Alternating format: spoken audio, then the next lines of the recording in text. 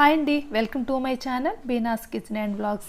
మేము ఎక్కడికి వెళ్తున్నామో మీకు అర్థమయ్యే ఉంటుంది. మళ్ళీ బ్రహ్మోత్సవాలు రోజు ఉదయాన్నే తిరుమల వెళ్తున్నాము. అనుకోకుండా వెళ్తున్నాం అనమాట. మేము కూడా అస్సలు ఊహించనే లేదు ఇలా వెళ్తామని.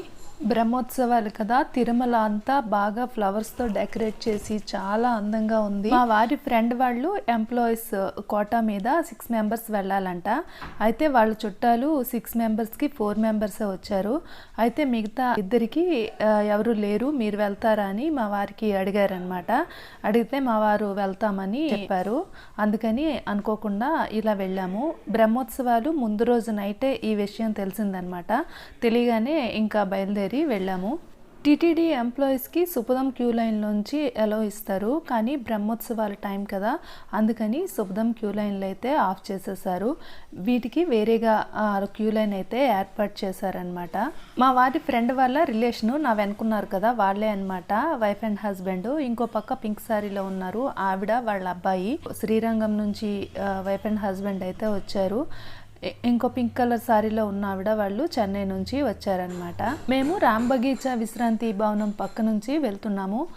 ఇదేంటంటే విఐపీలకి ఇంతవరకు వెహికల్స్ ఎలా ఉంటుందన్నమాట. మామూలుగా అయితే ఇంతవరకు వెహికల్స్ రావు. బ్రహ్మోత్సవాలు కదా, సేవకులు అయితే చాలా ఎక్కువ మందే ఉన్నారు. తిరుమలకి వెళ్ళిన తర్వాత ఇంకా ఏమీ గుర్తుకు రాదు, అంత బాగుంటుంది, అంత పాజిటివ్గా అనిపిస్తుంది. మేమైతే సుపదం క్యూ లైన్ నుంచి అలో చేస్తారేమో అని సుపదం క్యూ లైన్కి అయితే వెళ్తూ ఉన్నాము. బ్రహ్మోత్సవాల 9 రోజులు ఈ క్యూ లైన్ అయితే క్లోజ్ చేశారు అని చెప్పారు. అప్పుడు వేరే లైన్కి వెళ్ళండి అని వాళ్ళే చెప్పారనమాట. అయితే వాళ్ళు చెప్పిన దగ్గరికి వెళ్తున్నాము.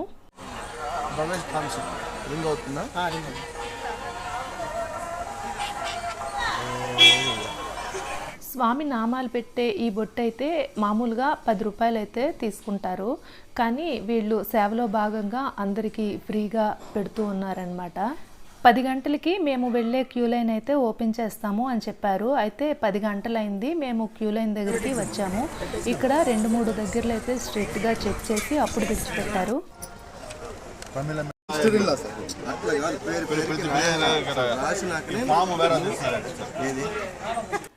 చెకింగ్ అంతా అయిపోయిన తర్వాత ఇంకా క్యూ లైన్లోకి వచ్చామన్నమాట. వచ్చిన గంటన్నరకి దర్శనం అయితే అయిపోయింది. చాలా బాగా అయింది.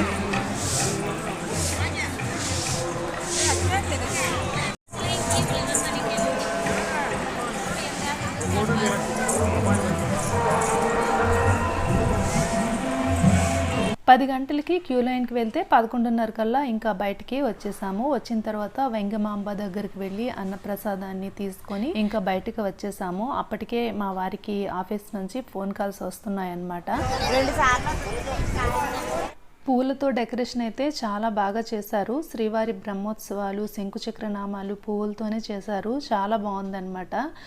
చామంతి పువ్వులతో ఎంత బాగా చేశారో చూడండి.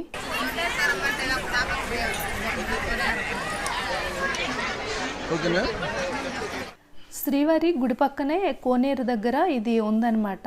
ఏంటి అనేది నాకు అర్థం కాలేదు. హారతి పాయింట్ అని రాసుంది, చుట్టుమేళం పండల్ అని రాసుంది, నెక్స్ట్ సర్కారీ హారతి అని ఆ బోర్డు పైన రాసుందనమాట. ఏంటో అర్థం కాలేదు. శ్రీవారి బ్రహ్మోత్సవాలు ఎప్పుడూ టీవీలో చూడడమే కానీ నేనైతే ఇలా వెళ్ళి చూస్తాను అని అయితే అస్సలు అనుకోలేదు. అనుకోకుండా దేవుడి దయ వల్ల అయింది. మేము రిటర్న్ అయిపోతున్నాము, బస్ కోసం వెయిట్ చేస్తూ ఉన్నాము. అయితే ఆ రోజు ధ్వజారోహణంకి సీఎం వస్తారు. సాయంకాలం 5 గంటలకి ధ్వజారోహణం సీఎం స్టార్ట్ చేస్తారు. ఇంకా అక్కడతో బ్రహ్మోత్సవాలు స్టార్ట్ అవుతాయి అన్నమాట. తిరుపతిలో తిరుమలలో పెద్ద పెద్ద ఫ్లెక్సీల పైన ఏ రోజుల్లో ఏ వాహన సేవలు ఉంటాయి అనేది మెన్షన్ చేసి టైమింగ్స్తో సహా పెట్టారనమాట. బ్రహ్మోత్సవాలు అయిపోయి 1 రోజులు అయిపోయింది, కానీ నేను వీడియో పెట్టడానికైతే అస్సలు కుదరట్లేదు, ఎందుకంటే క్యాంపులు తిరుగుతూ ఉన్నాను. నేనైతే వచ్చేస్తున్నాను కానీ మనసంతా ఆ తిరుమలలోనే ఉంది. ఎందుకంటే ధ్వజారోహణంకి ఏర్పాట్లు అయితే చాలా బాగా చేస్తున్నారు. అసలు చూస్తే రావాలి అని అనిపించదు. తిరుమల కొండలు ఎక్కేటప్పుడు కానీ దిగేటప్పుడు కానీ ప్రయాణం అయితే నాకు చాలా నచ్చుతుంది.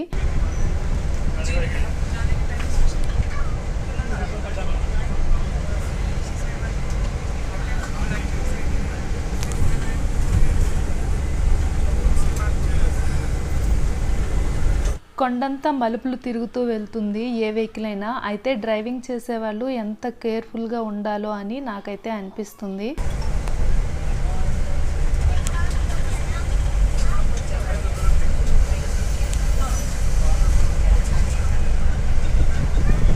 అనుకోకుండా 20 రోజుల్లో 2 సార్లు స్వామి దర్శనం అయితే అయింది. నాకైతే బ్రహ్మోత్సవాలలో గరుడ వాహనం రోజు ఎప్పుడైనా వెళ్ళాలి అని ఉందన్నమాట. ఎప్పటికీ నా కోరిక తీరుతుందో చూడాలి. ఓకే అండి, ఈ వీడియోని ఇంతటితో ఎండ్ చేస్తున్నాను. ఈ వీడియో మీకు నచ్చిందనే అనుకుంటున్నాను. Thank you for watching. Subscribe my channel.